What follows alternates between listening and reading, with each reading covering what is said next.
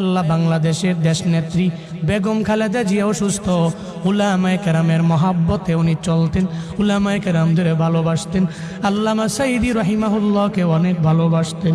আয় আল্লাহ আলেমদের মহাব্বত করতেন। আপনার বান্দি মুমূর্ষ অবস্থায় আছে, আয় আল্লাহ মনে হয় মরে যাবে এমন একটা হালাত। আয় আল্লাহ এই ক্লান্তি লগ্নে ওনার বাঁচার বড় দরকার, আপনি হায়াতে তৈয়বা দান করে দেন আল্লাহ। আয় আল্লাহ জীবনে উনি যে ভালো কাজগুলো করেছেন, আয় আল্লাহ এই ভালো কাজের উসিলায় আপনি সিহতে আফিয়ত দান করেন। আয় আল্লাহ সিহতে আফিয়ত আজলা কামেলা নসিব করে দেন আল্লাহ। আয় আল্লাহ সারা দেশের মানুষেরা উনার জন্য দোয়া করে। কেন দোয়া করে?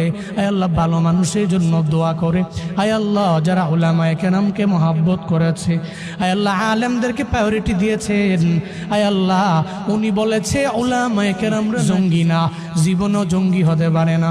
বাংলাদেশের উলামায়ে কেরাম নিয়ে যে কথা বলতে পারে সে উলামায়ে কেরামের অবশ্যই শুভাকাঙ্ক্ষী। আয় আল্লাহ এই জন্য আমরা উলামায়ে কেরামের আপনার দরওয়াজায় হাত বাড়াইলাম। আপনার বান্দিরে আপনি সিহতে আফিয়ত দান করেন, আজলা কামেলা নসিব করে দেন রে আল্লাহ।